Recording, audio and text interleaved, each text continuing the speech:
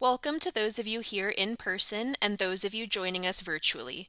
My name is Courtney Kaysen-Mann. I am an audiologist here at Presbyterian Ear Institute. This is our second session of our Audiology series. Today we are going to be focusing on assistive technology and Bluetooth. What is assistive technology? Assistive technology are tools that let people with differences work around challenges.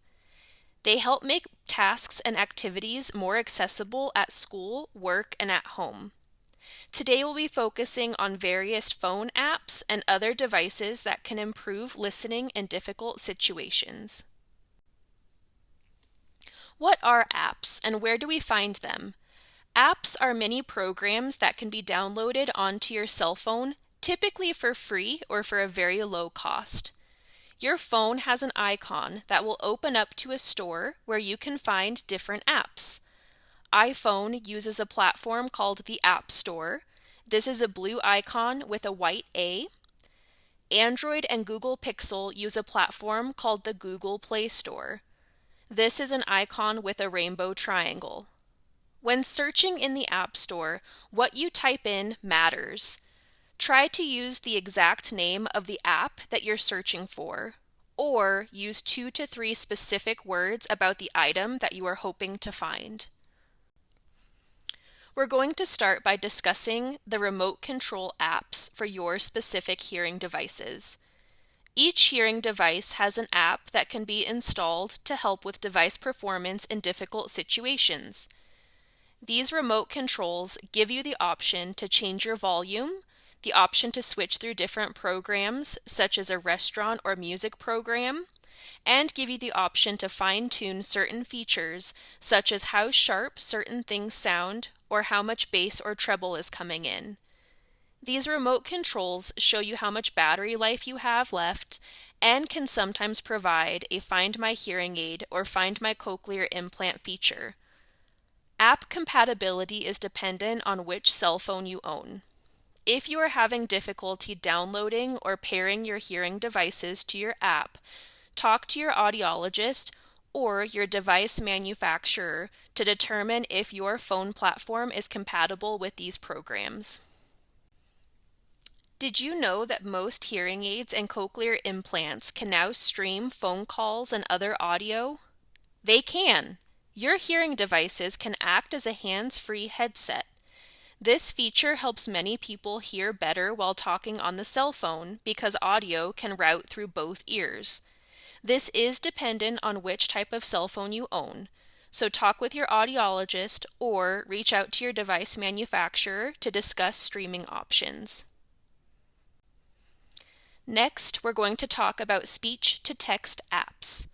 Speech-to-text apps are helpful in situations where you may want to reinforce what you are hearing. Many patients use speech-to-text apps in settings like doctor's offices and meetings. We're going to discuss several options here. Ava is one of the oldest and most robust platforms. It can be used on Apple and Android devices, on tablets, and on computers. It was designed for individuals with hearing loss.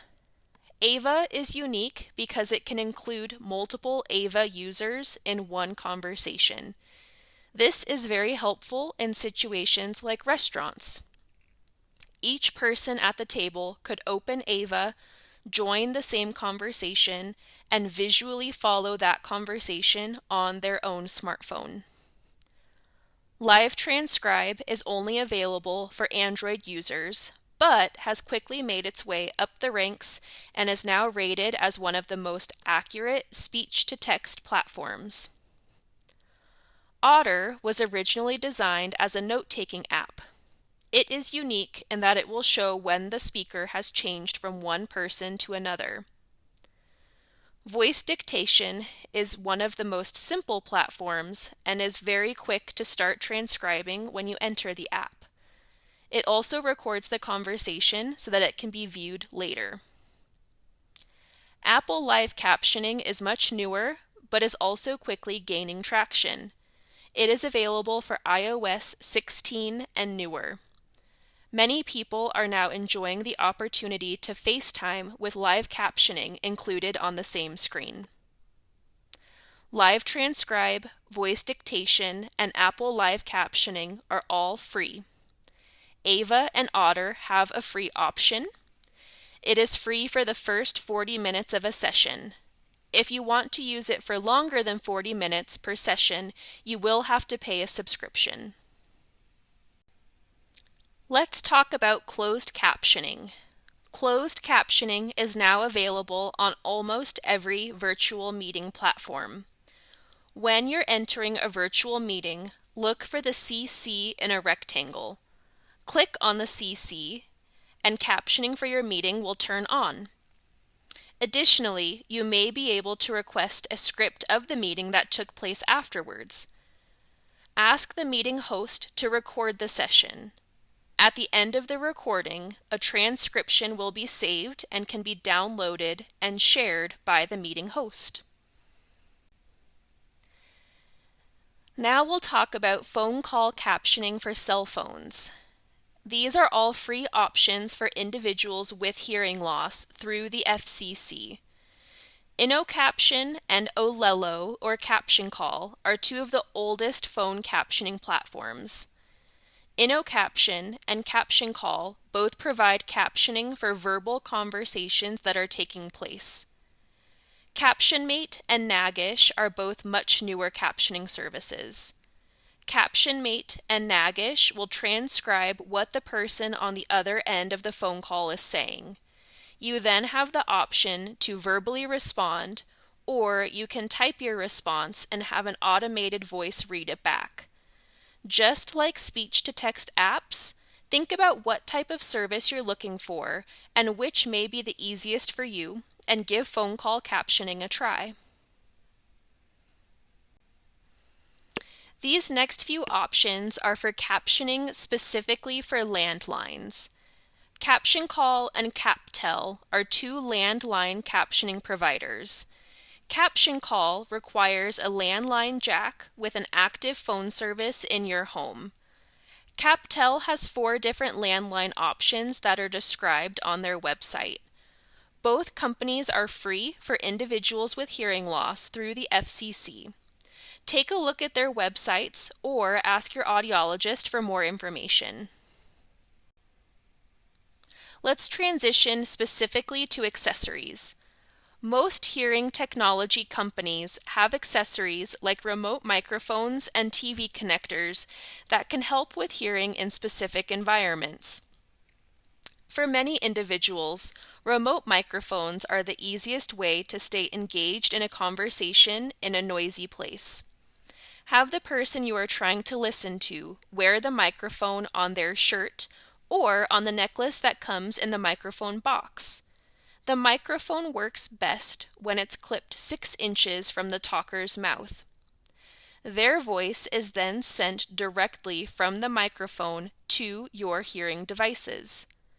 The most common locations for remote microphone use are in restaurants, church, lectures, and in the car. These microphones have a range of up to 80 feet. Have your pastor or a teacher wear a remote microphone, sit in your desired seat, and still have the clarity of sitting right in the front row. TV streaming devices are a great solution for individuals that have a hard time hearing the TV. These devices turn your hearing aids or cochlear implants into a wireless headset. TV streaming devices are helpful for couples that want to listen to the TV at 2 different volumes. The individual who is wearing a hearing aid or cochlear implant is able to control their volume through the streamer, while their partner can select their own volume or choose to not listen to the TV at all. Lastly, we'll talk about loop systems. Loop systems are indicated on buildings with an ear with a line through it. A hearing loop or a telecoil is a system that works in 2 to 3 different parts. If a building is looped, it means that the building has a wire that can transmit sound via a magnetic field. If a hearing aid or cochlear implant has a telecoil enabled, That device can then pick up the signal in the building, turning it into a receiver. This system helps a person receive a clearer signal and cut out background noise. Sometimes this can happen by pushing a button on the hearing aid. Other times, buildings require an extra necklace that sends the signal to a person's hearing devices. We've listed a few different resources here for loop systems. This first website is specific to New Mexico. There is a tab that lists several looped venues throughout our state. The second website is through the HLAA. They have several resources listed, as well as their loop group, if you'd like to get involved. The last link shares latest news about hearing loops and about the successes to further the looping initiative.